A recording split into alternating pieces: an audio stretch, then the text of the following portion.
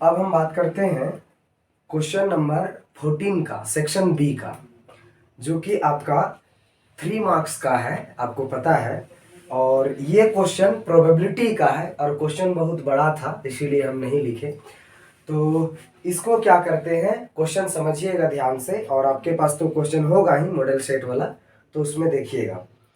Suppose a girl throw a die, माना एक लड़की एक डाई को थ्रो करती है।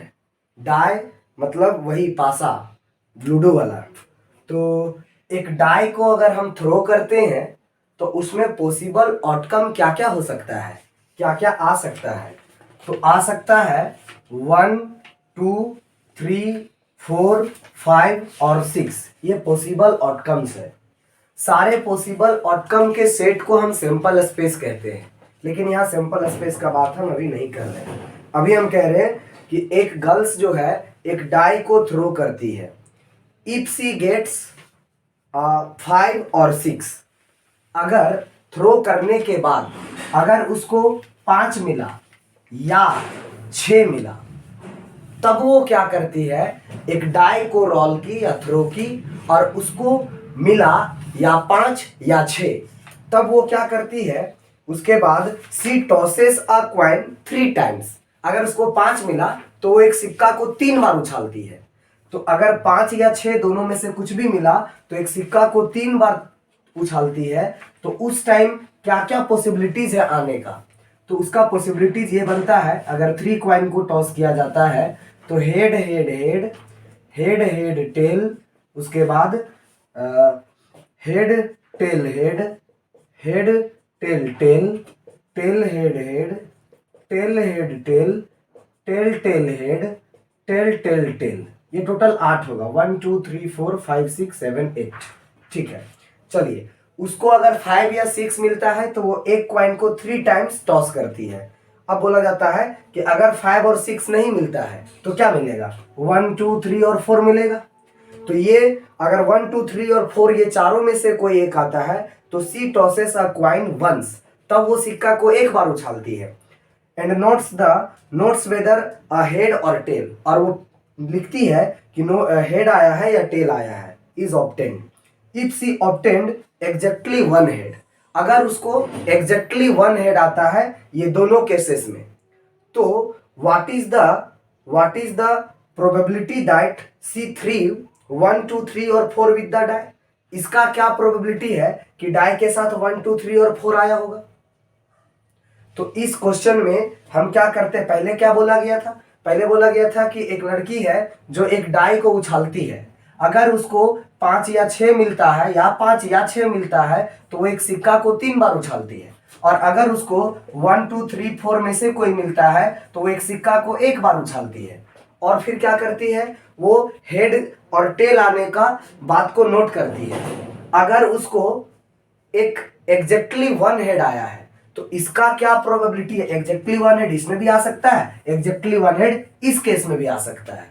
तो इसका क्या प्रोबेबिलिटी है कि वो जो एग्जैक्टली 1 हेड आया है वो 1 2 3 और 4 5 इस केस में आया है। तो हम क्या करते हैं, हम यहाँ पर, ये बेस थ्योरम का क्वेश्चन है, तो इसको क्या करना है, कैसे बनाना है। तो सबसे पहले जो 5 और 6 आउटकम आया है, ये आने का, ये 5 और 6 आएगा, इसको हम इवेंट इवन मानते हैं। और 1 2 3 और 4 आया होगा, इसको हम इवेंट E2 मानते हैं। तो यहां पर क्या लिखेंगे, लेट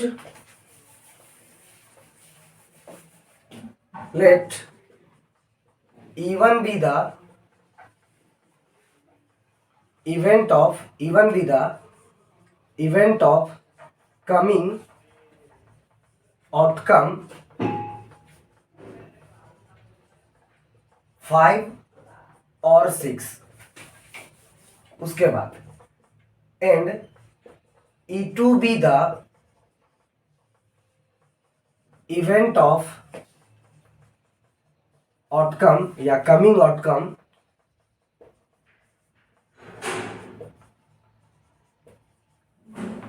1 2 3 और 4। हम क्या बोले, एक डाई को जब थ्रो किए थे तो या तो 5 आया होगा या तो 6 आया होगा, या 1 2 3 4 और 5 आया होगा। तो 5 और 6 आने का जो आउटकम, 5 और 6 आने का जो घटना होगा उसको हम मान लिए इवन, और 1 2 3 और 4 ये चारों में से कोई और आया होगा तो हम मान लिए उसको E2।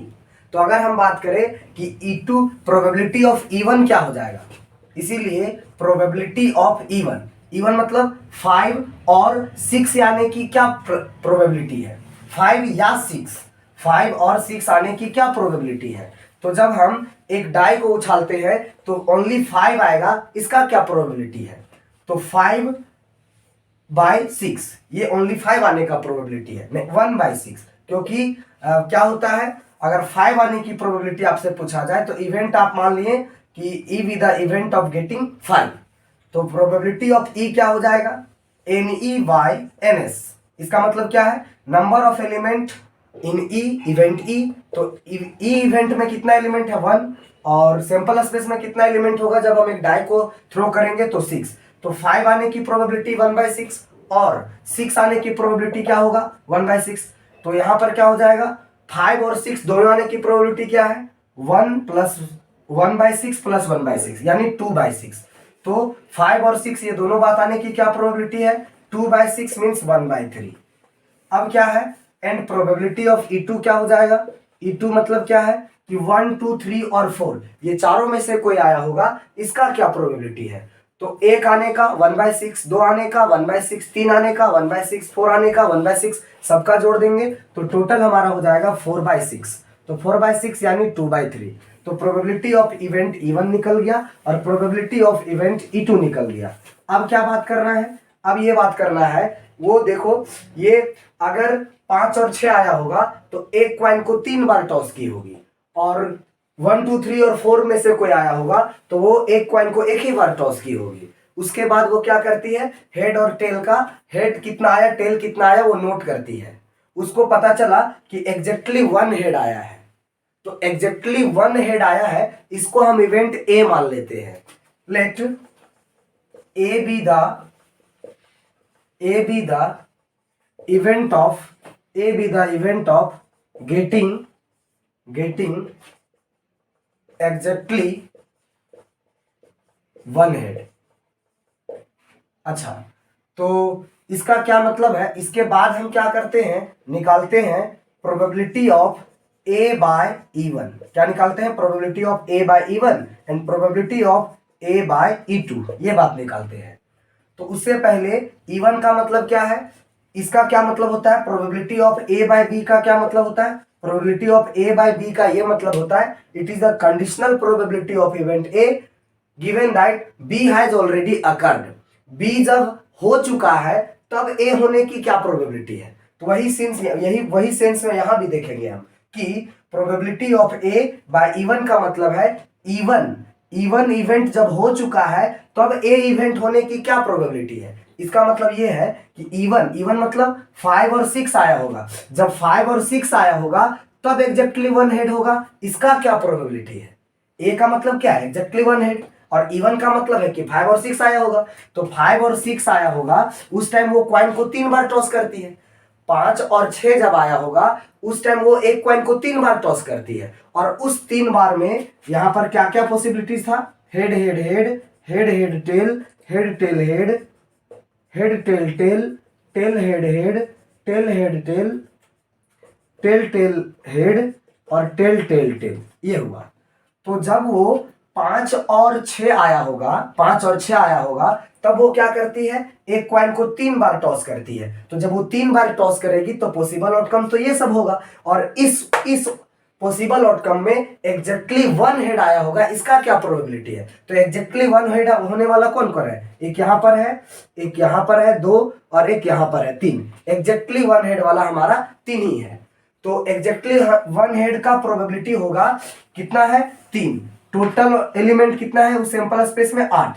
तो इसका क्या मतलब है कि जब 5 और 6 आया है तब एग्जैक्टली 1 हेड आने की क्या प्रोबेबिलिटी है, 3/8। अब हम बात करते हैं PA/E2 का, किसका बात करते हैं, PA/E2 का। E2 का क्या मतलब है, 1 2 3 और 4 में से कोई आया होगा। तो जब 1 2 3 और 4 में से कोई आया होगा तो वो कॉइन को क्या करती है, एक ही बार टॉस करती है। तो उस टाइम पॉसिबल आउटकम्स क्या क्या होंगे, हेड और टेल। तो इस केस में एग्जैक्टली 1 हेड आने का क्या प्रोबेबिलिटी है, तो हेड आने का एक है हेड, तो 1/2 इसका प्रोबेबिलिटी हो जाएगा। हेड आने की प्रोबेबिलिटी क्या होता है, 1/2। तो P E1 निकल गया, P E2 निकल गया, P A/E1 निकल गया, P A/E2 निकल गया। अब क्या पूछता है कि ये जो एग्जैक्टली 1 हेड आया है वो 1 2 3 4 1 2 3 और 4 वाला सीन में आया होगा। इसका मतलब ये है कि आपको फाइंड करना है, हमें फाइंड करना है, क्या फाइंड करना है, प्रोबेबिलिटी ऑफ, देखो 1 2 3 4 आया होगा उस टाइम एग्जैक्टली 1 हेड हमको मिला है वो कब मिला है, 1 2 3 और 4 में, इसका क्या प्रोबेबिलिटी है ये पूछ रहा है। इसका मतलब ये है कि आपको E2/A पूछा जा रहा है। आपको क्या पूछा जा रहा है, E2/A। ये क्या होगा, तो ये फाइंड करेंगे हम बेस थ्योरम का फॉर्मूला से। तो यहां तक लिखिए, फिर हम बेस थ्योरम का फॉर्मूला लिखते हैं। आपको क्या पता है कि फाइंड करना है हमको E2/A, E2/P, probability of E2/A। इसका क्या मतलब है कि जो A आया है हमारा, जो एग्जैक्टली 1 हेड आया है वो E2 के केस में आया है, इसका क्या प्रोबेबिलिटी है, तो इसको रिप्रेजेंट करते हैं हम P E2/A से। तो P E2/A से ये अगर निकालना है आपको तो ये निकलेगा बेस थ्योरम से। तो इसका क्या फॉर्मूला होता है, पहले E2 है तो ऊपर में लिखेंगे Pe2 इंटू PA/E2 ऐसे लिखेंगे।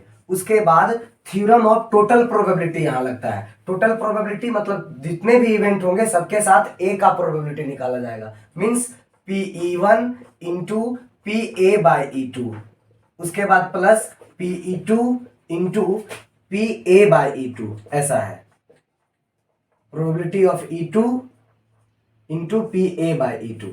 अब सबका वैल्यू हम निकाल चुके थे।